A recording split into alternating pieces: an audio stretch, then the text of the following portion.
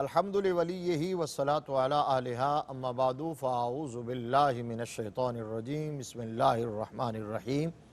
وما ینطق عن الہوى ان هو الا وحی یوحی صدق اللہ مولانا العظیم وبلغنا رسولہ النبی الکریم الامین الرؤوف الرحیم مولایا صلی وسلم دائما ابدا علی حبیبک خیر الخلق کلہم۔ وہ دہن جس کی ہر بات وحی خدا، وہ دہن جس کی ہر بات وحی خدا، چشمہ علم و حکمت پہ لاکھوں سلام۔ ناظرین کرام، پروگرام شمائل مصطفیٰ میں آج ہماری گفتگو کا موضوع ہے حضور صلی اللہ تعالیٰ علیہ وآلہ وسلم کا داہن مبارک، زبان مبارک اور آواز مبارک۔ آقا کریم صلی اللہ تعالیٰ علیہ وآلہ وسلم کا دہن مبارک مصدر وحی الہی ہے اور زبان مبارک ترجمان حق ہے اور آواز مبارک انتہائی شیریں اور روبدار تھی۔ آقا کریم صلی اللہ علیہ وسلم کا دہن مبارک فراخ تھا مگر حسن موزونیت کے ساتھ، یعنی ایسا فراخ نہیں کہ وہ کسی نظر کو بھائے نہ، اس ایسا فراخ کہ جو دیکھے وہ دیکھتا ہی رہ جائے، جس کی وجہ سے چہرہ مبارکہ کا حسن دوبالا ہو جاتا تھا۔ حضرت جابر بن سمرہ رضی اللہ تعالی عنہ جو وصاف نبی ہیں، مداح رسول ہیں، صحیح مسلم شریف کی حدیث میں آقا کریم صلی اللہ علیہ وآلہ وسلم کے چہرہ مبارک کے بارے میں، دہن مبارک کے بارے میں بیان کرتے ہوئے یہ ارشاد فرماتے ہیں، کان رسول اللہ صلی اللہ علیہ وآلہ وسلم ضلیع الفم، ضلیع الفم، کان رسول اللہ صلی اللہ علیہ وسلم ضلیع الفم، یعنی حضور صلی اللہ علیہ وسلم کا دہن مبارک فراخ تھا، حضور صلی اللہ علیہ وسلم کا دہن مبارک فراخ تھا۔ الضلیع کے بارے میں النہایہ کے اندر امام ابن اسیر نے یہ لکھا ہے، الضلیع اے عظیم الفم وقیل واسعۃ، یعنی عظمت کا حامل جو دہن مبارک ہے اس کو دلیع کہتے ہیں، صاحب عظمت، باعظمت، اور بعد نے کہا اس کا معنی ہے وسیع۔ اہل عرب کے ہاں جس دور میں آقا کریم صلی اللہ علیہ وسلم کی تشریف آوری ہوئی ہے، جس ماحول میں وہ جو وہاں کا کلچر تھا، جو بود و باش تھی، وہاں کی تہذیب، عرب کا جو ماحول تھا، اس ماحول میں اگر کسی کا منہ چھوٹا ہوتا تھا تو وہ اس کو مذموم جانتے تھے، کبھی جانتے تھے، اور اگر اس کا منہ فراخ ہوتا تھا حسن موزونیت کے ساتھ تو وہ ان کے ہاں حسن کی علامت سمجھا جاتا تھا۔ اور آقا کریم صلی اللہ علیہ وآلہ وسلم نے نہ صرف عرب، نہ صرف آقا کریم صلی اللہ علیہ وسلم کو اللہ تبارک و تعالیٰ نے نہ صرف عرب، نہ صرف عجم، نہ صرف عام انسان بلکہ انبیاء و رسول میں سے بھی سب سے حسین و جمیل بنایا تھا۔ حسن یوسف دم عیسیٰ ید بیضا داری، آنچ خوباں ہما دارن تو تنہا داری، بلکہ ہم یوں کہہ سکتے ہیں کہ کائنات میں جس کو بھی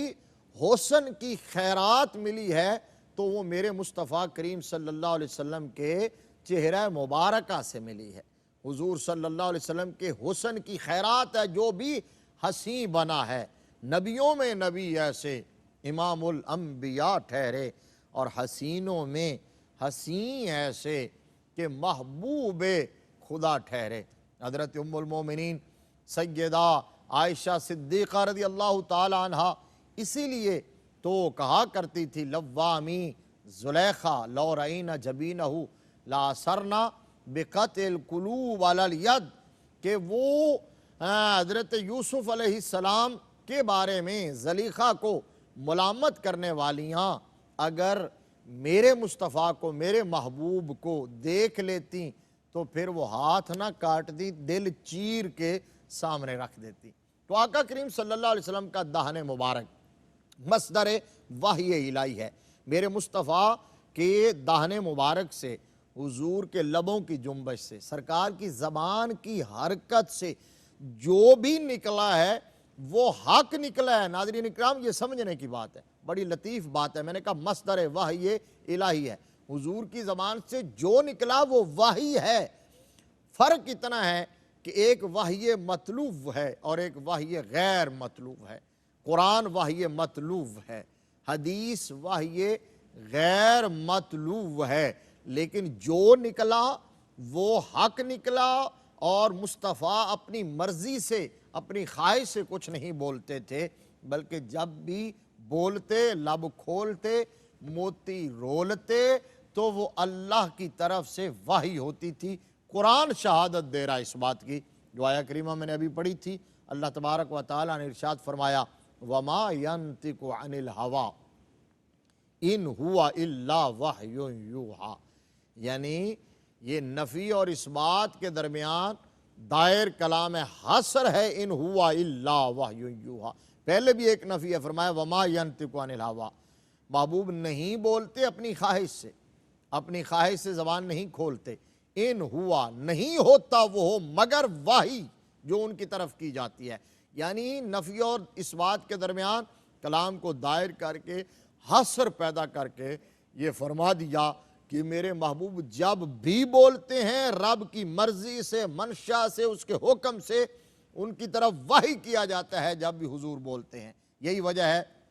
حضور صلی اللہ علیہ وسلم کے ایک صحابی ہیں، بڑے جلیل القدر صحابی ہیں، حضرت عبداللہ بن عامر رضی اللہ تعالی عنہ، اور یہ حدیث شریف جو میں سنانے لگا ہوں یہ سنن ابی داؤد شریف کے اندر موجود ہے۔ حضرت عبداللہ بن عامر رضی اللہ تعالی عنہ خود اپنا واقعہ، خود اپنا قصہ، اپنی صورتحال بیان کرتے ہیں کہ میں آقا کریم صلی اللہ علیہ وسلم کی مجلس علم میں، مجلس واعظ میں، مجلس تزکیہ میں، مجلس تعلیم میں، مجلس تربیت میں، مجلس فیضان میں بیٹھتا تھا آقا صلی اللہ علیہ وسلم کی بارگاہ میں۔ میرے مصطفیٰ بولتے جاتے تھے، میرے ہاتھ میں قلم ہوتا، کاغذ ہوتا، میں لکھتا جاتا تھا، سرکار جو بولتے میں لکھتا جاتا۔ تو مجھے کچھ لوگوں نے کہا کہ عبداللہ یہ آپ کیا کرتے ہیں، آپ ہر بات لکھتے ہیں؟ حالانکہ آقا کریم صلی اللہ علیہ وسلم کی کیفیت ہمیشہ ایک جیسی نہیں ہوتی، کبھی کس حالت میں کبھی کس حالت میں، تو آپ ہر بات لکھتے ہیں تو وہ سند بن جائے گی، وہ حجت بن جائے گی۔ حالانکہ آقا کریم صلی اللہ علیہ وسلم کبھی جلال میں بھی ہوتے ہیں، غصے میں بھی ہوتے ہیں، تو آپ اس وقت کی بات بھی لکھ لیتے ہیں۔ حضرت عبداللہ بن عامر کہتے ہیں میں نے لکھنا چھوڑ دیا، اگلا دن ہوا تو میں سرکار دو جہاں صلی اللہ علیہ وسلم کی مجلس میں بیٹھا تھا اور میرے ہاتھ میں قلم نہیں تھا، کاغذ نہیں تھا، میں نہیں لکھ رہا تھا۔ آقا کریم صلی اللہ علیہ وسلم نے مجھے دیکھا تو دیکھ کے فرمایا کہ آج تمہاری حالت، تمہاری پوزیشن چینج کیوں ہے، آج تم لکھ کیوں نہیں رہے؟ تو آپ کہتے ہیں کہ میں نے وہ ماجرا سنا دیا، لوگوں کی جو رائے تھی وہ آقا کریم صلی اللہ علیہ وسلم کے سامنے رکھ دی۔ تو حضور صلی اللہ علیہ وآلہ وسلم نے فرمایا اکتب فوالذی نفسی بیدہ ما یخرج منہ الا حق۔ آقا کریم صلی اللہ علیہ وسلم نے اپنی زبان مبارک کو پکڑا، اور بعض روایات میں یوں ہے کہ آپ نے اشارہ کیا اپنے دہن مبارک کی طرف اور یہ فرمایا لکھو، تم اپنا عمل جاری رکھو، لکھتے رہو، اس لیے کہ اس ذات کی قسم ہے جس کے قبضہ قدرت میں میری جان ہے، لا یخرج ما یخرج منہ الا حق۔ فرمایا اس زبان سے جو بھی نکلتا ہے حق ہی نکلتا ہے، اس زبان سے جو بھی نکلتا ہے، وہ زبان جس کو سب کن کی کنجی کہیں، وہ زبان جس کو سب کن کی کنجی کہیں، اس کے نافذ حکومت پہ لاکھوں سلام، اور وہ دہن جس کی ہر بات وحی خدا، چشمہ علم و حکمت پہ لاکھوں سلام۔ تو کہا کہ جی سرکار دو جہاں صلی اللہ علیہ وسلم نے فرمایا لکھو تم، اور کہتے ہیں کہ میں نے پھر لکھنا شروع کر دیا۔ اسی طرح ایک بڑی ایمان افروز روایت امام جلال الدین سیوطی رحمۃ اللہ علیہ نے اپنی مشہور زمانہ تفسیر الدر المنصور کے اندر نقل کی ہے۔ حضرت ابو ہریرہ رضی اللہ تعالی عنہ راوی ہیں اس روایت کے، کہتے ہیں کہ آقا کریم صلی اللہ علیہ وآلہ وسلم نے اپنے صحابہ کو، اپنے غلاموں کو، اپنے مدرسے کے طلباء کو، جماعت صفہ کو، صحابہ اکرام رضوان اللہ علیہم اجمعین جو حضور کے دامن کرم سے وابستہ ہوئے، جنہوں نے مصطفیٰ کے ہاتھ میں ہاتھ دیا، حضور کی نگاہ ناز میں آئے، جو میرے مصطفیٰ کی پہلی ٹیم ہے، حضور کا ہراول دستہ ہے، آقا کریم صلی اللہ علیہ وسلم کے جان نثار اور وفادار ساتھی ہیں صحابہ اکرام رضوان اللہ علیہ مجمعین۔ سرکار نے ان کو یہ فرمایا کہ میں تمہیں جو بھی خبر دیتا ہوں وہ اللہ کی طرف سے ہوتی ہے اور اس میں کوئی شبہ نہیں ہوتا۔ جو بات کرتا ہوں، جو خبر دیتا ہوں، وہ اللہ کی طرف سے ہوتی ہے اور اس کے اندر کوئی شک و شبہ کی گنجائش نہیں ہوتی۔ تو اب بعض صحابہ اکرام نے یہ عرض کیا، یا رسول اللہ صلی اللہ علیہ وآلہ وسلم، ہمارے ماں باپ آپ پر فدا ہو جائے، انکا تداعبنا، انکا تداعبنا یا رسول اللہ، یا رسول اللہ صلی اللہ علیہ وآلہ وسلم، آپ ہمارے ساتھ بسا اوقات خوش طبی فرماتے ہیں، مزاح فرماتے ہیں، خوش طبی فرماتے ہیں، مزاح فرماتے ہیں، تو اس حالت میں بھی جو آپ فرما رہے ہوتے ہیں وہ بھی حق کی ہوتا ہے، وہ بھی اللہ کی طرف سے ہوتا ہے، اس میں بھی شک و شبہ کی کوئی گنجائش نہیں۔ اب اس سوال کا پس منظر بتا رہا ہے نا کہ انہوں نے کہا جی کہ سرکار نے چونکہ فرمایا تھا میں جو خبر دیتا ہوں اللہ کی طرف سے ہوتی ہے اور حق ہوتی ہے، تو عرض کیا جی کہ آپ ہمارے ساتھ خوش طبی بھی فرماتے ہیں، تو حضور صلی اللہ علیہ وسلم نے فرمایا انی لا اقول الا حقا، فرمایا ہاں میں جس حال میں بھی جو بولتا ہوں حق ہی بولتا ہوں، حق کے سوا کچھ نہیں کہتا۔ فرمایا خوش طبی بھی کر رہا ہوتا تو خلاف حق، خلاف واقع کوئی بات نہیں ہوتی، اس وقت بھی جو میں فرما رہا ہوتا ہوں وہ حق ہی ہوتا ہے۔ اب اس کی میں ایک آدھ مثال پیش کر دیتا ہوں کہ آقا کریم صلی اللہ علیہ وسلم کے سامنے حضور کے پاس ایک بڑی عورت آئی تھی، صحابہ کا مجمع ہے، حضور کے غلاموں کا جمع غفیر ہے، تو اس بڑی عورت نے آ کے عرض کیا کہ یا رسول اللہ صلی اللہ علیہ وآلہ وسلم، میں نے کہیں جانا ہے اور میں نحیف ہوں تو مجھے سواری چاہیے۔ تو آقا کریم صلی اللہ علیہ وسلم نے فرمایا کہ بی اماں ہم تو آپ کو اونٹ کا بچہ دے سکتے ہیں، ہم آپ کو اونٹ کا بچہ دیں گے، تو وہ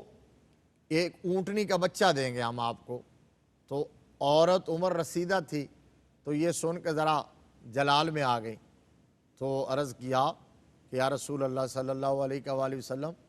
میں نے سواری کرنی ہے، میں اونٹنی کے بچے کو کیا کروں گی، میں نے تو سوار ہو کے جانا ہے۔ اب صحابہ اکرام بھی دیکھنے لگے، یہ مکالمہ سننے لگے،